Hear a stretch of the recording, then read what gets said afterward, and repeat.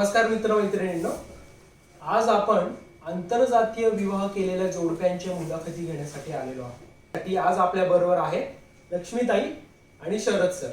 नमस्ते. तर मी त्यांना विनंती करतो की त्यांनी आपली थोडक्यात ओळख करून द्यावी. लक्ष्मीताई. नमस्ते, माझं नाव लक्ष्मी आहे आणि मी 2006 पासून सामाजिक क्षेत्रामध्ये आहे. मी शिक्षणामध्ये MA BEd केलेलं आहे. नमस्ते, मी शरद. माझा ॲक्च्युली टेक्निकल बॅकग्राऊंड आहे. मी इंजिनिअरिंग केलं आहे आणि नंतर MBA केलेलं आहे मार्केटिंगमध्ये. मी सध्या एका खाजगी कंपनीमध्ये मार्केटिंग विभागामध्ये ॲज अ प्रॉडक्ट मॅनेजर म्हणून काम करतो. कसे प्रेमात पडला तुम्ही? कुठे ओळख झाली? काय पुढे कसं गेला? त्याबद्दल थोडंसं सांगा. प्रश्न कुणाला ते पण प्रश्न हा दोघांनाही आहे. कोणी सुरुवात करू शकतं? खरं प्रेमात पडण्याची फार इंटरेस्टिंग अशी मे बी रोमॅन्टिक किंवा सिनेमाची स्टोरी असल्यासारखं आहे. आमची ओळख बसमध्ये झाली होती. तिथे बसले मी शेजारी आणि मग आमचं संभाषण सुरू झालं. हा काय फार बोलका नव्हता खरं तर, पण मीच प्रश्नाला सुरुवात केली की मग त्या बसचा मार्ग जरा वेगळा लिहिलेला होता, म्हणून मी कन्फर्म केलं की त्याच दिशेने बस जाते का असं म्हणून. मी सांगितल्याप्रमाणे ती ST फुल होती आणि माझ्या शेजारचा जो माणूस होता तो मला सांगून गेला होता की बाबा मी शेजारची गाडी बघतो मी आणि ती जर मला सोयीस्कर वाटली तर मी त्यांनी जाईल किंवा मी परत येईल, पण तुम्ही कोणाला इथे बसून देऊ नका, मी कमीत कमी मी येईपर्यंत किंवा बस चालू होईपर्यंत. आणि त्याप्रमाणे मी फक्त त्याचा जो निरोप होता किंवा त्याचं जे म्हणणं होतं ते कन्व्हे करायचा प्रयत्न केला. ऍक्च्युली त्यानंतर लोणंदला माझी मैत्रीण होती, त्यामुळे मी तिथं उतरले आणि लोणंद याचं गाव असल्यामुळे आणि तोही उतरला. माझ्या मैत्रिणीचे वडील ह्याचे वडील माझ्या मैत्रिणीला शिकवायला होते, त्याच्यामुळे दुसऱ्या दिवशी तो तिच्या घरी आला. हा एकतर शिक्षकाचा मुलगा, वरून हा थोरला मुलगा, त्याच्यामुळे अतिशय सज्जन अशी त्याची प्रतिमा होती. त्यानंतर आमची फोनवर बोलणं व्हायचं. मी पुण्यात शिकत होते, हा मुंबईला असायचा. आम्ही मला वाटतं एक 10-12 वेळा, कदाचित 10 ते 12 वेळा भेटलो. म्हणजे जेव्हा आम्ही ठरवलं की आपण लग्न करूयात किंवा आपण आयुष्यभर एकमेकांच्या सोबत राहू शकतोय. पण त्याच्या अगोदर असं झालं की जेव्हा आमची मैत्री वाढायला लागली तेव्हा शरद असं म्हणाला की माझ्या घरी खूप पारंपरिक वातावरण आहे आणि मी आंतरजातीय लग्न वगैरे काही करू नाही शकणार आहे, त्यामुळे तुलाही फसवायचं नाही आहे मला, त्यामुळे आपण आपलं नातं इथं स्टॉप करूया, कारण आता मैत्रीच्या पुढं थोडं नातं जातंय असं मला वाटतंय. मग मी ऍक्च्युली अगोदरपासूनच थोडंसं बंडखोर अशा प्रतिमेच्या आणि फार होईल ते होईल असं होतं मला थोडंसं. त्यामुळे म्हटलं मला वाटत नाही असं काही, पण ठीक आहे म्हणजे तू म्हणतोस तर. पण असं थांबवल्याने काही थांबत नसतं. ते नातं पुढं गेलं आमचं. आणि मग असं कळालं की म्हणजे एक प्रेमामध्ये असं एक स्टेज येते की तुम्हाला असं वाटायला लागतं की तुम्ही एकमेकांच्या शिवाय नाही राहू शकत, आणि आता तुम्ही एका लेवलला येतात की आपण आयुष्यभर एक सोबतच राहूयात. मग आम्ही असा विचार केला. आता मला सांगा की तुमच्यामध्ये प्रपोज कोणी कोणाला केलं? मॅमनी सरांना केलं की सरनी मॅमला केलं? मला तर असं वाटतंय मॅमनीच केला असावं. एकदम बरोबर त्या एका अर्थाने. पण आमच्यात असं प्रपोज वगैरे आम्ही काही केलं नाही, कारण भावना कळत होत्या खरं एकमेकांना की आपण एका वेगळ्या पद्धतीची आवड, आकर्षण आणि एक वेगळी भावना एकमेकांबद्दल वाटतेय. मला आठवतं आम्ही संभाजी उद्यानला भेटलो होतो आणि मी त्याला असं म्हणाले की मला तू मित्र म्हणून आवडतोस, मला बाकीचं माहिती नाहीये पण मित्र म्हणून आवडतोस, असं माझं वाक्य होतं. मग त्याने जरा अजून खोदून विचारलं, त्याला पण मनातून असं इच्छा असेल जाणून घ्यायची की, म्हणून त्याने विचारलं मग म्हणजे काय, मग वेगळ्या दृष्टीने आवडतोय का वगैरे असं. तर त्यावेळी माहिती नाही असं मी सांगितलं त्याला. आणि जेव्हा त्याने असं मला म्हणाला की आपलं नातं पुढं जातंय आणि मला वाटतं की आपण इथं थांबूयात, तर मग माझ्या घरातले वेगळ्या विचारांचे, तेव्हा मी त्याला विचारलं की मग याचा अर्थ तुलाही माझ्याबद्दल वेगळं वाटतंय ना असं. म्हणजे एक प्रकारे मला कबूलच करून घ्यायचं होतं की तुलाही तीच भावना आहे. पण प्रश्न म्हणजे भावना एकीकडे होत्या, छान एक फिलिंग होती ती प्रेमाची, पण वास्तव अजून थोडंसं वेगळं होतं त्याची जाणीव खरं तर आम्हाला दोघांनाही होती. कारण फक्त त्याच्याच घरातले पारंपरिक विचाराचे नव्हते, तर मी मराठा समाजात जन्माला आलेले असल्यामुळे अजून वेगळ्या पद्धतीचे, जरी मी स्वतः बंडखोर असले तरी पण माझ्या घरचं वातावरण अजून खूपच वेगळ्या पद्धतीचं होतं. कारण जेव्हा मी 11वीला पहिल्या दिवशी जात होते सायकलवरती, बाबांच्या सीट याच्यावरती कॅरेजवरती मागं सायकलवरती बसले होते, तेव्हा बाबांनी मला सांगितलं होतं की तू कितीही शिक पण आंतरजातीय प्रेमविवाह करायचा नाही. त्यामुळे ते मला माहिती होते की मला काय फेस करावं लागणार आहे. करायचं. त्यामुळे घरून माझा बराच विरोध झाला. म्हणजे जवळजवळ 10 वर्ष माझे बाबा माझ्याशी बोलत नव्हते. हां. आणि जेव्हा मी पहिल्यांदा घरी सांगितलं त्याच्यानंतर म्हणजे मी पुण्याला निघून आले तेव्हा, आणि घरून फोनवरून खूप बोलले बाबा मला, म्हणजे की तू इकडे यायचं नाही, आणि खूप वेगळ्या भाषेत. कारण माणूस जेव्हा रागात असतो तेव्हा तो वेगवेगळे जे इच्छा नसते तेही तो शब्द वापरतो, याची मला पूर्ण जाणीव होती. त्यामुळे मला फार नाही वाईट वाटलं. पण भाऊ बोलला, आई रडायला लागली, असं बरंच वेगळं वातावरण झालं.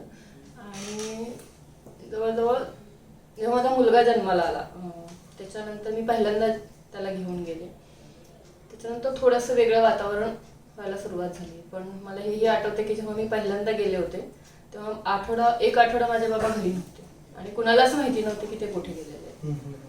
आणि मला हेही कळते की एक सामाजिक जी परिस्थिती आहे, वडिलांची स्वतःची एक स्वतःचं जे सर्कल आहे आणि ज्या सर्कलमध्ये ते वाढलेले, तर ते विचार साहजिक होते.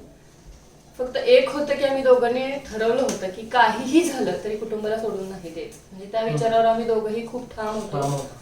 आणि माझ्यापेक्षा हा खूप जास्त समंजस असं म्हणाल किंवा मॅच्युअर माझ्यापेक्षा खूप जास्त होता. म्हणजे पेलवून घेण्याची जी क्षमता असेल, म्हणजे मी कदाचित निडरपणे सामना करेल एखाद्या गोष्टीचा, काही आरपार म्हणून, पण हा खूप स्थिरपणे करेल.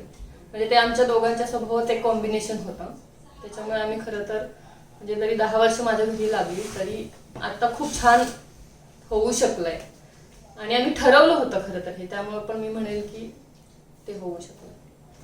आता माझी जात आहे ती हिंदू धनगर जात आहे, आणि पण घरचं वातावरण ठीक आहे. माझे सगळे शिकलेले वगैरे होते, मित्र वगैरे सर्व कुठल्याही जातीचे घरी आले, जेवले, त्यांची मैत्री, हे कुठेही बंधनं नव्हती.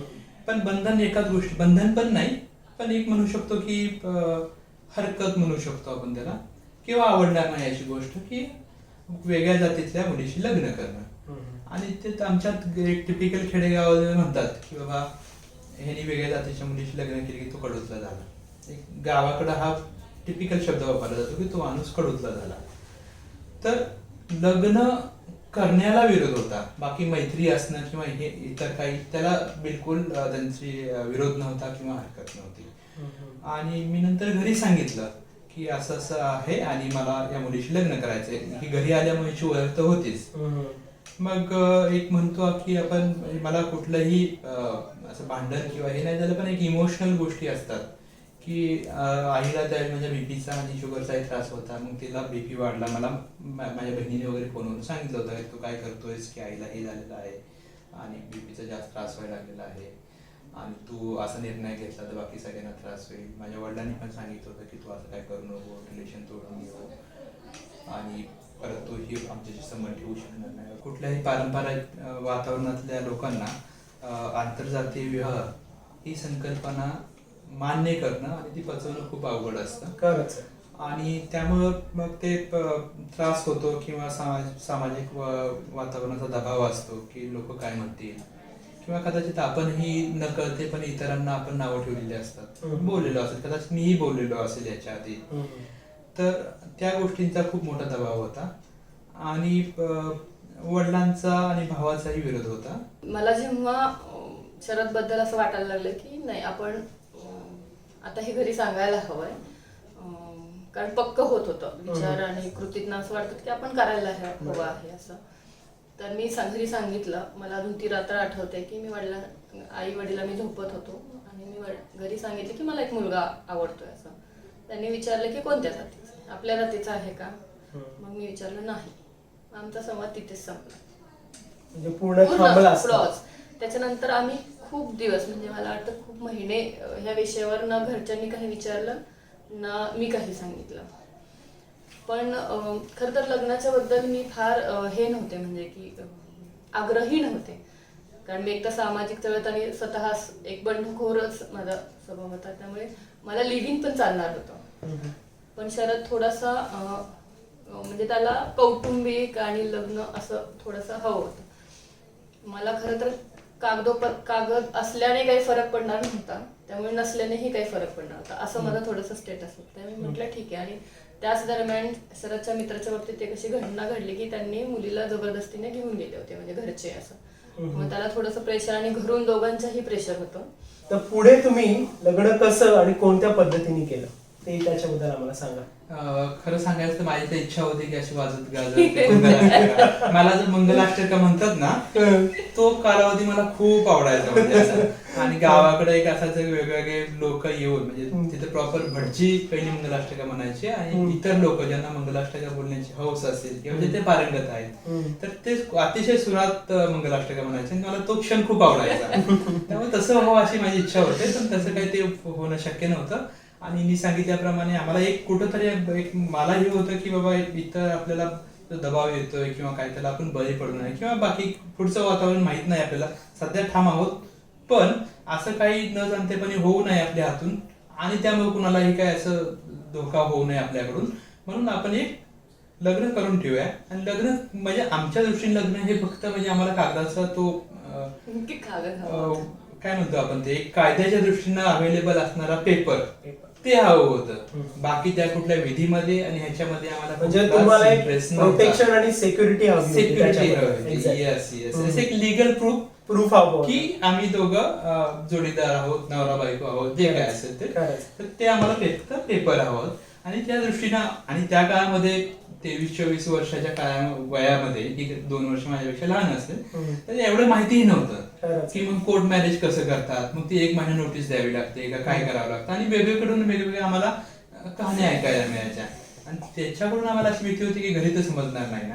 आणि त्याच्या आधी कसं होतं की मी मुंबईला राहत होतो, CBD बेलापूरमध्येच राहत होतो आणि ही आली होती, म्हणजे हिचं एका ठिकाणी हिला नोकरी लागली होती आणि ही आली होती. मी माझ्या मित्रांसोबत राहत होतो आणि मी तिला सांगितलं की बाबा असं असं आलेली आहेस तू, तर आपण पटकन हे लग्न करायला पाहिजे. मी माझ्या मित्रांनाही सांगितलं.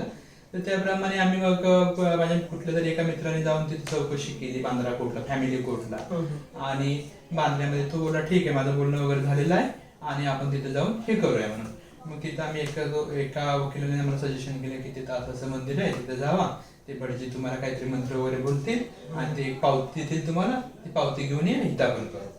मग त्याप्रमाणे आम्ही तिथं बांद्र्याच्या एका मंदिरामध्ये गेलो. त्या वकिलांनी सांगितल्याप्रमाणे त्यांनी काही थोडंफार हे केलं, हार वगैरे घालण्याचे फोटो बिटो म्हणले तुम्हाला लागतील, ते फोटो आम्ही घेतले आणि गेलो वकिलांकडे. तर त्या वकिलांनी थोडक्यात आम्हाला फसवल्यासारखंच झालं किंवा आमच्या अज्ञानाचा फायदा घेतला त्यांनी. आणि आम्ही डायरेक्ट त्यांच्याशी बोलत नव्हतो, आमचे मित्रच बोलत होते.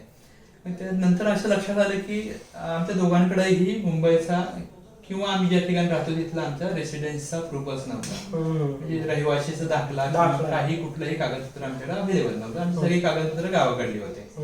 आणि असं लक्षात आलं की आता हे कागदपत्र तिकडली असल्यामुळे आपल्याला काही लग्न इथं नोंदता येणार नाही. पण माझ्या मित्रांनी पैसे त्या वकिलाला ऑलरेडी पैसे दिले होते. हिने म्हणले नाही, तुम्ही हे काम करत नाही तर पैसे घेण्याचा तुम्हाला काही अधिकार नाही. तुम्ही जेवढा वेळ घेतलाय तेवढं तुम्ही 200-300 रुपये तुम्ही घ्या आणि बाकीचे पैसे तुम्ही परत द्या. तिने ते बांधून पैसेही परत घेतले होते त्या वकिलाकडून आणि त्याला सभ्य भाषेत म्हणा किंवा कशात शिवाय घातल्या. म्हणजे तो आमचा पहिला लग्नाचा प्रयत्न फसला होता. कागदपत्र घेण्याचा पहिला प्रयत्न फसला होता. त्याच्यानंतर आम्हाला असं सांगितलं की तुम्ही जिल्ह्याच्या ठिकाणी नोंदणी करू शकता. मग आम्ही तेच मित्र जिल्ह्याच्या ठिकाणी गेलो, दुसऱ्या दिवशी गेलो आणि तिथं मला त्या वर्षा देशपांडे ज्या आहेत त्या भेटल्या. तिथंही आम्हाला कळलं होतं की लग्न होत नाहीये. पण वर्षा देशपांडे असं म्हणाले की नाही, कसं होत नाहीये बघूया, म्हणून त्यांनी स्वतःचा पत्ता दिला तिथे. त्या म्हणाले की माझ्या पत्त्यावर तुम्ही लग्न करा. पण तिथंही शेवटी असं कळलं की तिथेही आमची नोंदणी लग्नाची, कारण आमचा स्वतःचा रेसिडेन्शियल प्रूफ नाही, म्हणून तिथेही होऊ शकत नाही. आणि नंतर तिथे कळलं की तुमच्या तालुक्याला दोघांच्या कुणाचीही होऊ शकते. अर्धा तास राहिला होता की 5 मला वाटतं 5-4:30 वाजले. माझा तालुका ऍक्च्युली सातारा आणि माझा पारगाव खंडाळा म्हणून दोनचा तालुका येतो, त्या ठिकाणी ती नोंदणी होऊ शकते असं समजलं. आणि मला वाटतं 4 वगैरे 3:30-4 तर मला वाटतं ह्याच्यातच वाजले होते, सातारमध्ये वाजले होते. आणि त्यांनी फक्त की तिथं वकिलांनी ते ऍफिडेव्हिट केलं होतं की हे असं यांनी स्वतःच्या मर्जीने लग्न केलेलं आहे आणि हे लग्न नोंदवण्यात यावं, हे फक्त ऍफिडेव्हिट झालं होतं. पण तिथेही आम्हाला असं वाटतं की दुसराही लग्नाचा प्रयत्न फसतो की काय होतो असं चालू होतं आणि इथंही आपल्याला काही सर्टिफिकेट मिळत नाही. मग शेवटी इकडे तिकडे फोन करून अशी माहिती मिळवली की बाबा हे लग्न नोंदणी होऊ शकते, पारगाव खंडा जे माझं तालुक्याचं ठिकाण आहे त्या ठिकाणी ही नोंदणी होऊ शकते. मग माझ्या मित्राची गाडी होती, 2 मित्र, आणि ह्याच्यामध्ये ह्या सर्व प्रवासामध्ये माझ्या मित्रांची मला खूप मदत मिळाली होती. आणि ते मित्र मग गाडी घेऊन आम्ही अतिशय काय म्हणतात सुसाट सुसाट वेगाने प्रवास करत धोका पत्करून आम्ही त्या पारगाव खंडाला आलो. अर्धा पाऊण तासामध्ये आम्ही तिथं पोहोचलो असो आणि आम्ही खालीच थांबलो होतो, कारण नाही म्हटलं तरी तिथं आजूबाजूच्या खंडाळा तालुका हिला कोण ओळखणार माझ्या तालुका असल्यामुळे, तर माझ्या तालुका असल्यामुळे मला बरीच ओळखणारी असते. मला नाही स्वतःला, पण माझ्या आडनावावरून किंवा माझ्या इतर वडिलांच्या किंवा इतर बाकीच्या लोकांच्या याच्यामुळे ओळखणारे लोक असतील ही भीती होती. मग आम्ही दोघं खालीच थांबलो आणि माझा मित्र जे माझ्या बरोबर होते 2-3 मित्र मंडळी ते वर जाऊन त्यांनी ऑफिसमध्ये जाऊन त्यांनी चौकशी केली आणि खाली येऊन सांगितलं तुम्हाला फक्त सही करायला तिथं यायचं आहे. मग आम्ही त्यांनी सर्व बोलून वगैरे घेतलं, जे निबंधक वगैरे असतात जे लग्नाची नोंदणी करतात, मग त्यांनी ते सर्टिफिकेट वगैरे सर्व बनवलं आणि आम्ही फक्त सही करता तिथं गेलो. मग आमच्या दोघांच्या ह्या सह्या झाल्या आणि नंतर असं लक्षात आलं की अरे ह्या सर्टिफिकेट जिथे ह्याच्या सर्टिफिकेटवर ऍड्रेस वर्षा देशपांडेच्या घराचा आहे. ऍफिडेव्हिट जे होतं ते वर्षा देशपांडेच्या घराच्या नावाने होतं. मग परत जाऊन आम्ही गाडीत बसलेलो, परत ही वर गेली आणि हे असं हे करेक्शन करा तुम्ही. त्यांनी ते करेक्शन केलंय सर्टिफिकेट वरती आणि तिथं सही केली. बोलले दुसरं सर्टिफिकेट काढता येणार नाही, पण त्याच्यावर मी करेक्शन करून सही करून देते. आणि ते मग आम्ही त्या लग्नाच्या सर्टिफिकेट मध्ये करेक्शन करून घेतलं आणि अशा रीतीने आमच्याकडे एक कायदेशीर पुरावा झाला की आम्ही दोघं एकमेकांचे नवरा बायको अडकलेलो आहोत. तुमचं लग्न झालं त्याच्यामध्येही लग्नाचा आता सो कॉल्ड थोडं जास्त हे करतो. आम्ही आजपर्यंत कुठलीही अॅनिव्हर्सरी सेलिब्रेट केलेली नाही आजपर्यंत, कारण असं व्हायचं की ते एक घोळ असायचं. बाय द वे तुमची अॅनिव्हर्सरी कधी असते ते सांग. तेच कन्फ्युजन म्हणजे तारीख माहिती नव्हती. ऍफिडेव्हिट वर तारीख काढली, तो विषय बाजूलाच राहिला. तो म्हणजे फसलेला प्रयत्न होता. दुसऱ्या प्रयत्नामध्ये ऍफिडेव्हिट मध्ये एक तारीख टाकली होती, ह्या तारखेला अमुक अमुक मंदिरात त्यांनी लग्न केलेलं, की जे काही नव्हतं, फक्त एक लग्न केलं होतं आणि हे उपस्थित होते म्हणून ते मित्रांनी सह्या केलेल्या होत्या. आणि नोंदणीची प्रत्यक्ष दिनांक आणि नोंदणीची म्हणजे जे मॅरेज सर्टिफिकेटवर टाकली, ज्या दिवशी मॅरेज सर्टिफिकेट इश्यू झालं ते तारीख वेगळी आहे. मग एक असं आमचं अजूनपर्यंत कन्फ्युजन असतं, होते नाही 2 मार्च 1 मार्चला त्याच्यावर तारीख, तर तो कायम आहे. त्यामुळे आम्ही अजूनपर्यंत कधी अशी अॅनिव्हर्सरी ही केलेलीच नाही. एकही अॅनिव्हर्सरी आम्ही अजून सेलिब्रेट केली आणि ते लक्षात राहत नाही त्या गोष्टी. फक्त दिवाळी आली की बाबा ह्या 13 तारखेला आपण पहिल्यांदा भेटलो होतो, हे फक्त आमच्या लक्षात स्मरण करतो त्या दिवशी की भेटलो होतो की. आता तुमचं लग्न तर झालंच आहे, पण आता हे जे आपले जातीय संस्कार असतात जे आपल्याला लहानपणापासून आपल्यावर रुजवले जातात कळत न कळतपणे, या जातीय संस्कारांचा पुढे बाधा झाली का, किंवा जातीय संस्कार पुढे आड आले का तुमच्या दोघांमध्ये? खरं सांगायचं तर जाती संस्कार आड येण्याचा इमिजिएट असा काही प्रश्न नव्हता, कारण आम्ही लग्न केलेलं घरी माहित नव्हतं. आणि आम्ही एकत्रित कुटुंबात नाही पण एकत्रितपणे म्हणजे कुटुंब, माझ्या मित्रांबरोबर मी राहतो म्हणजे ती कुटुंब मानतो, पण त्या कुटुंबामध्ये ती एक नवीन बॅचलर मुलांमध्ये राहायला आलेली एक महिला, असा हा तो प्रकार होता. आणि माझे 2 मित्र, मी एक, ती आणि ही एक, 4 असे आम्ही एकत्र राहायला सुरुवात केली. जोपर्यंत घरी माहित नव्हतं लग्न केलेलं आहे तोपर्यंत बाकीच्या गोष्टींचा काही तसा आम्हाला त्रास झाला नाही. पण लग्न केलेलं समजल्यानंतर ती जसं आधी सांगितल्याप्रमाणे की विरोध होता आंतरजातीय विवाहाला, आणि त्यामुळे माझ्याशी घरच्यांनी पूर्णपणे संबंध म्हणजे बोलणं वगैरे बंद केलेलं होतं. आणि पण आम्ही एक ठरवलं होतं की काही झालं तरी ते त्यांच्या ठिकाणी योग्य आहेत. आणि जे आपण म्हणतो की ते नाराज आहेत तर ते काय खूप चुकीचे आहेत, ते हे आहेत, असं कधीही बोलायचं नाही. त्यांच्यावर सामाजिक दबाव आहे थोडा, ज्यावेळी त्यांना जे रिअलाइज होईल की हे गोष्टी काही खूप मोठ्या नाही, त्यावेळी ते आपोआप हे त्यांचा राग वगैरे निवड आहे. आणि आपण त्या दृष्टीने मात्र प्रयत्न करणं आपण कुठेही थांबवायचं नाही. आपण संवाद कुठेही खुंटू द्यायचा नाही. आणि त्याप्रमाणे त्याप्रमाणे जरी बोलत नसले तरी मी माझं लोणंदगाव जवळ असल्यामुळं माझं कमीत कमी महिन्यातून एक चक्कर, त्यावेळेस तर 15 दिवसाला मी जायचो. माझ्याशी घरी कोणी बोलत नसतानाही मी घरी जायचो. असं व्हायचं की मी गेलेलो आहे, गेल्यानंतर माझ्याशी कोणी बोललेलं नाही, काही नाही, तरी मी आलेलो आहे 1 दिवस 2 दिवस राहून, बाकीचे तर काही काम वगैरे करून इतर ठिकाणी जाऊन मी परत आलेलो आहे. माझं एक होतं की मी आन्सरेबल आहे, ते फक्त माझ्या घरच्यांच्या प्रश्नांना मी फक्त आन्सरेबल आहे. बाकी समाज वगैरे कोणी काय बोलतो त्यांना बिलकुल मी घेणं लागत नाही आणि त्यांनी मला कोणी काय विचारू नाही. आणि तसं कोणी, माझं थोडं कर्कट स्वभाव असल्यामुळे मला ते कोणी विचारण्याच्या भानगडीत पडलं नाही. हा, पण पाठीमागं मात्र खूप चर्चा व्हायच्या किंवा माझ्या वडिलांनाही विचारलं जायचं आणि त्यांना त्याचा खूप त्रास झालेला असेल त्याची मला कल्पना आहे आणि त्या गोष्टीचं मला वाईट वाटत होतं. लग्न आपण आंतरजातीय केलेलं आहे, हा एक गिल्ट किंवा काय असं कधीच नव्हतं, पण आपण विरोधात करतोय आणि त्या गोष्टीचं त्यांना वाईट वाटतंय. मी लग्न केलंय असं सांगितल्यानंतर घरच्यांना त्रास झाला माझ्या, कारण एकतर ग्रामीण भागामध्ये एक वेगळा समाज असतो. वडील राजकारणात होते, शिवाय मराठा जातीतले असल्यामुळे एक वेगळं त्यांना काय म्हणू शकतो आपण, सामाजिक वलय का कोट अनकोट प्रतिष्ठेचं एक स्थान असतं. आणि इतरांची लग्न जमवण्यामध्ये माझे वडील खूप अग्रेसर, इतरांचे प्रश्न सोडवण्यामध्ये अग्रेसर होते. त्यामुळं ते लग्न जमवताना स्वतः 96 कुळी मराठ्यांच्या बरोबरच लग्न जमवायचे. म्हणजे ते असतात ना ग्रामीण भागात, मग त्यांना एक वेगळ्या प्रकारचा सामाजिक दबाव होता की तुम्ही पाहताना 96 कुळी मराठा बघताय, तुमच्या मुलीने काय केलं, हा एक त्याच्यामध्ये होता. त्यात आणि मी मुलगी, समजा मुलगा असता तर ते आमच्यात आहेत 1-2 मॅरेज झालेले, त्या मुलांचे लग्न निभावून जातात. पण जर ते मराठा समाजातले आणि मुलीने केलं तर अजून ते खूप जास्त चर्चेचा मुद्दा आणि प्रतिष्ठा जाण्याचा मुद्दा असतो. आणि दुसरा हाही एक मुद्दा असतो की जो उच्च जातीतल्या घरातलं जे बीज आहे ते खालच्या जातीत जाते. हा एक खूप मोठा, म्हणजे मला या सगळ्यामध्ये स्वतःच्या आयुष्यात हा दिसलेला भाग आहे की हा चर्चा होतात. खरंच ती उतरंडच अशी आहे की वरतून खाली जातीये, पण वरतून खाली जाताना खूप त्रास होतो. तर ती गोष्ट तुमच्या बाबतीत घडलेली दिसते. हा, मला काही फरक पडत नव्हता, कारण फार नव्हता फरक पडत, कारण मी शहरात राहत होते आणि मी माझ्या समाजातल्या किंवा माझ्या सहवासातल्या लोकांना माहिती होतं की माझे विचार काय आहेत आणि माझा ठामपणा पण त्यांना माहिती होतं. मला वाटतं की ह्या मुळाशी जाती व्यवस्था आहे, उतरंड आहे, पावर आहे ह्या सगळ्या.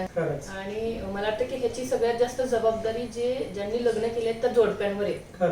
मला वाटतं मग प्रेमविवाह असतील, कुठलेही विवाह असतील किंवा आंतरजातीय ज्याच्यामध्ये खूप म्हणजे संघर्ष करावा लागतोय, तर दोन्ही व्यक्तींचं एकमेकांना बांधून असणं, एक चांगलं माणूस असणं आणि खूप ठामपणा ह्या गोष्टींमध्ये लागतोय. कारण एकतर तुम्ही कुठलाही विवाह घ्या तर एक अशी फेज पण आयुष्यामध्ये येते की त्यावेळी तुम्हाला सावरून घ्यावं लागतं एकमेकांना, एकमेकांच्या कुटुंबियांना सावरून घ्यावं लागतं. नातं तुमचं डेव्हलप व्हायला एक वेळ काही जावा लागतो, तर त्यावेळी मात्र तुमचा ठामपणा नक्कीच दिसायला हवा. तर तुम्ही हा जो पूर्ण आता आमच्या समोर नात्याचा उलगडा करून दाखवला आणि तुमच्यासारखंच नातं अनेकांनाही फुलायला मिळो आणि आंतरजातीय विवाह कसे करावे किंवा आंतरजातीय विवाह करणाऱ्या तरुणींसाठी तुम्ही काय संदेश द्याल? मला वाटतं की कोणतंही लग्न असेल, मग ते प्रेमविवाह असेल, आंतरजातीय लग्नामध्ये अजून थोडीशी जबाबदारी वाढते. तर कोणतेही लग्न करण्यापूर्वी मला वाटतं खूप वेळ विचार करायला हवा की आपण एकमेकांना, जेव्हा मी जसं म्हणाले की एक अशी स्टेज यायला हवी की या व्यक्तीच्या शिवाय आपण राहूच नाही शकत आहे. आणि प्रेमात पडल्यानंतर सुद्धा किंवा ते लग्न करताना ह्या व्यक्तीसोबत आपण का लग्न करतो हे खूप स्पष्ट असायला हवं, तरच ते तुमचं म्हणू शकेल की ते नातं टिकण्याचे जास्त चान्सेस आहेत. दुसरी गोष्ट, आंतरजातीय लग्नामध्ये जर संघर्ष असेल, घरच्यांचा विरोध असेल, तर मला वाटतं की तुमची सामंजस्याची जास्त जबाबदारी पडते. कारण आपण पुढे आहोत, आपण पुरोगामी विचारांचे आहोत आणि आपल्याला बदल घडवायचा आहे, स्वतःच्या आयुष्यात असेल किंवा समाजात असेल, तर म्हणून आपली जबाबदारी खूप जास्त येते. तिसरी गोष्ट, मी असं खूप वेळा बघते की संघर्ष आहे म्हणून बऱ्याच वेळा मुलं असतील किंवा मुली असतील ते मागे पाऊल घेतात की नाही घरच्यांना तोडायचं नाहीये, किंवा खूप संघर्ष होईल किंवा जीवाची भीती पण असण्याची शक्यता. तर मला असं वाटतं की ठामपणे निर्णय घ्यावा, लढाई लढावी, संघर्ष नक्की करावा. कदाचित काही संघर्षाला खूप वेळ लागेल. जसं मी म्हणाले की माझं नातं म्हणजे घरच्यांशी व्हायला 10 वर्षांचा काळ गेला. तर त्यावेळी मी खूप संयम ठेवला आणि संवाद ठेवला. तर मला वाटतं की संयम ठेवावा, संवाद ठेवावा, लढाई लढावी.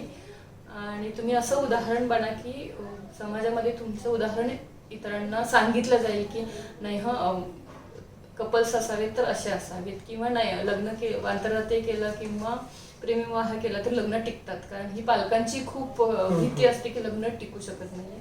तर तुम्ही छान उदाहरण व्हा, मस्त प्रेमात पडा, आंतरराष्ट्रीय लग्न करा आणि एक सपोर्ट सिस्टीम तयार करा की ज्यांनी जसं आम्ही आहोत तर आम्ही खूप कपल्सना मदत पण केली आहे आंतरराष्ट्रीय लग्न करण्यासाठी.